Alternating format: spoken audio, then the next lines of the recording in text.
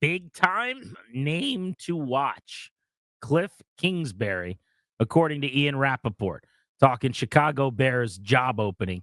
Welcome back, Grant and Danny on the Fan.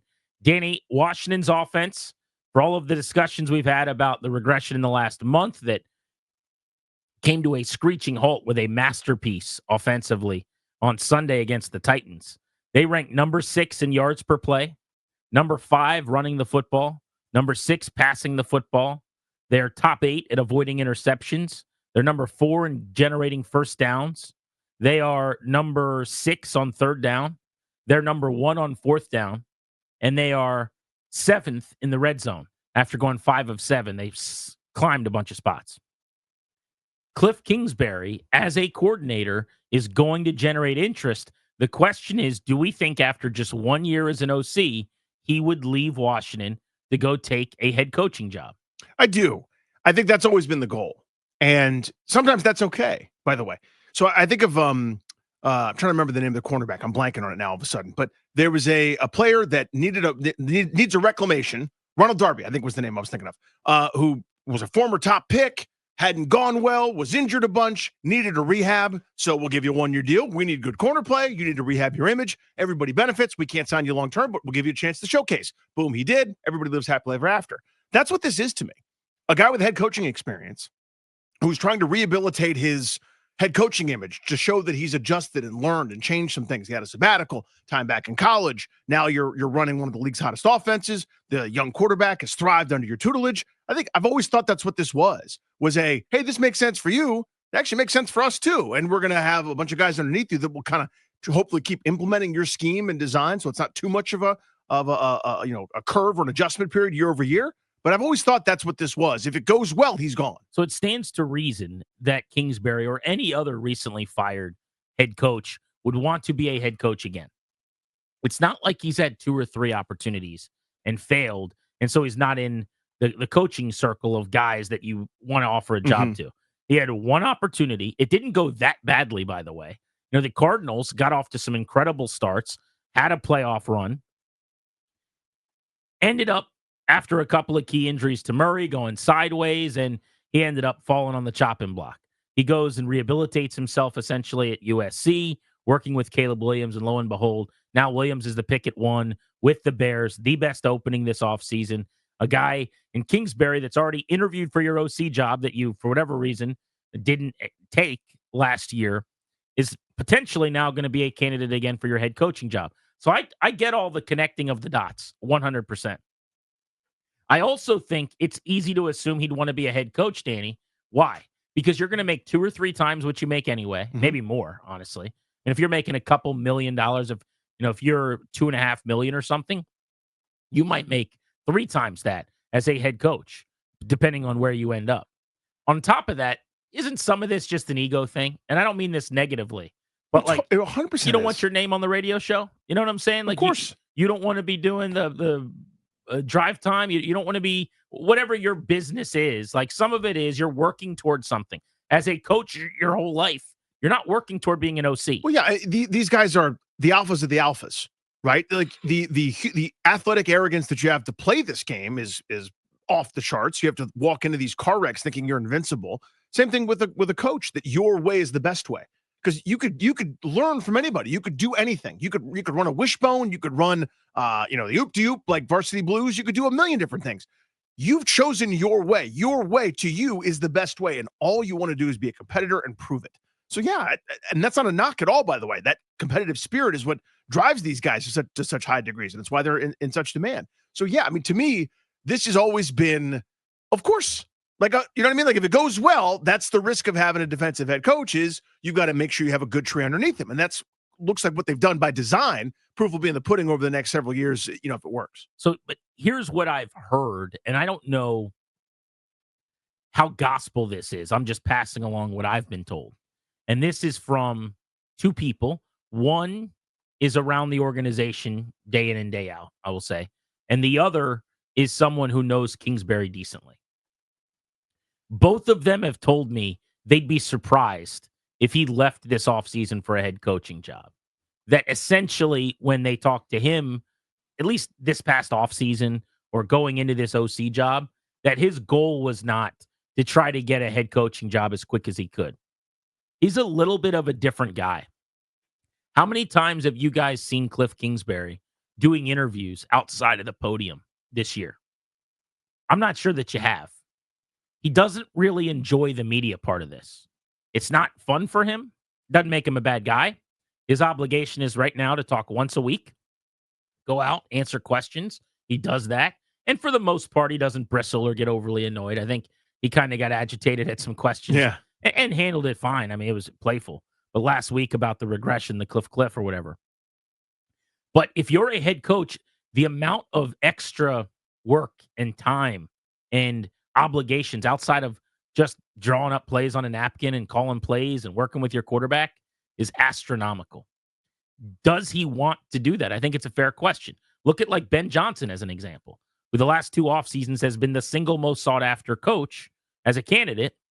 And he has left teams at the altar and said no thank you to stay put because he liked his situation. I do think that there is a very real possibility that Kingsbury is a guy who goes, I got a quarterback I want to work with who's going to be a star. I got a pretty good situation with a defensive-minded head coach here. I'm in a market that's ascending, playoffs year 1, chance to go on a run potentially. I'm not in a rush to leave. Yeah, it'd be more money. Yeah, the ego thing is nice, but that'll come.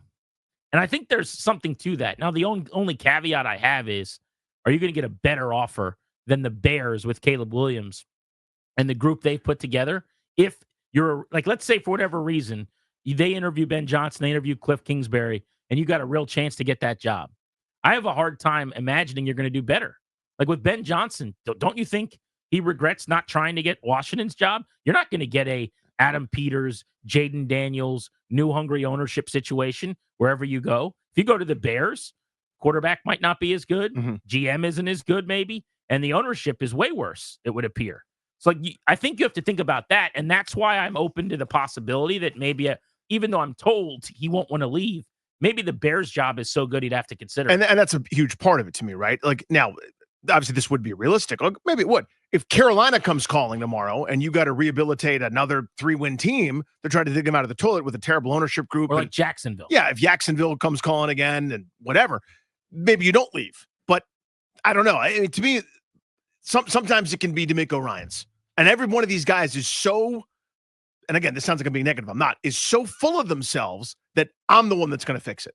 I'm the one that's going to go there and use my aptitude, my knowledge, my competitiveness. I'm going to set the culture. I'm going to turn it around, plus all the money, and everything that goes with it. It's if I do it, then everyone has to say I'm the best. And that competitiveness is what drives these guys for the most part. Again, I don't know Kliff Kingsbury. I've never spoken to him, and he may be wired differently. But to me, if there's a situation that makes a lot of sense, it's that Chicago one, right? Ryan Poles, whether they got every bit of personnel right or not, has been shrewd, making deals over the last several seasons, acquiring some talent, acquiring draft picks, maneuvering around the board. That's as good a situation as you're going to find. A quarterback that you already know, that you believe in, presumably, unless he happened to be around Caleb and thinks that he stinks, which I've never heard. But that's a pretty cushy landing spot if you're going to go try to be a head coach. Obviously in a pretty difficult division, but still, again, that competitiveness kind of kicks in at that point, I would think. As of this moment, there's 3 openings where we've got interim coaches playing out the string, which, by the way, before Thanksgiving or at Thanksgiving, when Eberflus got fired to make it 3, that's pretty astounding. Even in a league where about a quarter of the league turns over every year or so. But Saints, to me, is not a job you'd leave for. They're in hell. They're in an easy division to win maybe in the short term, but it's a terrible cap situation. I think they're under-talented with young players. And if you're Kliff Kingsbury, the number one consideration is what? Quarterback. I mean, they don't have their quarterback of the future on that roster. The Jets, I would say, similar things about. I think they're better than the Saints are in terms of young talent. It's a market where, they're going to spend, they're going to do things to give you a chance, but it's also a gigantic pain in the butt to deal with that media group. Yeah. I mean, and they went all in for now. Guy, you want to go to New York and play that game? You've been in Arizona, dude. And here in Washington, we're talking once a week. You're going to go deal with the Jets? Ask Robert Saleh about that. So that's why, to me, I mean, there will be other openings. But if you're asking me, would he be interested in the Bears job? I would have to imagine yes, assuming he's got a great relationship with Caleb Williams, which we're expecting. All right, what's the word? Not expecting. We're assuming is the case. If he loved his time with Caleb at USC, those guys hit it off. He thinks he's the real deal. We have no idea. Yeah, or he could not. I mean, that's also Right. possible. He could also think Caleb's a diva and doesn't want to deal with him. And I'm just making that up. Yeah, but potentially as well, a Giants gig, maybe you have a whole new clean slate there with new GM, new head coach coming in at the same time. You're going to be drafting very high. Yes, but then you have to like a quarterback coming out a lot. Right. Is there a guy in this draft that you're going to like working with more than you're going to like with working with Jaden Daniels? I have a hard time imagining that. Because if you're Kingsbury, in my opinion, you only get one more shot at this. So if you're hitching your wagon to a organization, what you're basically doing is tying yourself to a quarterback for your last head coaching opportunity ever. I might do that with 1-1 last year, Caleb Williams, who's flashed like a strobe light. I ain't doing that in New York, let's say, where the Giants might be drafting Carson Beck or something. You know what I mean? Yeah, I hear you. I mean, to me, there's risk in everything. There's risk in action, risk in inaction. And I always default, and I'm wrong all the time, by the way, about these sorts of things, prognosticating this stuff. I mean, I was like, Tom Brady's never living in New England, Super Bowl later in Tampa Bay, et cetera. But to me, my default is when in doubt, the competitiveness takes over. And they just go, I'm going to go do it. I'm going to show you. Because if you stay put, God forbid, Jaden Daniels slips on a banana peel and is never the same again, then you're no longer a hot head coaching candidate. Your offense is mediocre because you have to play journeyman jag quarterback. You're Scott Turner 2.0 at this point, and nobody ever thinks of you again. The iron is hot right now. So it's worked out for Ben Johnson, where they're still nasty on that side of the football. Yeah. But what if they weren't? Now no one cares about you anymore. Now they're going, phew, thank God we didn't hire that guy who canceled on us while we were in flight. Are you guys worried about Kingsbury leaving, or do you think he'd likely stay around for another season? 800-636-1067. Also, if he were to leave, how damaging would that be? They did a good job building a staff with a former coordinator and play caller and Brian Johnson, who's the passing game coordinator. I mean, they have basically 4 OCs, if you count the guys they're grooming and developing to be coordinators on this staff that all could work with quarterbacks throughout training camp. They did a good job in that way. But do you think that if Kingsbury walked and Daniels had to be a part of a second coordinating relationship in 2 years, that would be debilitating?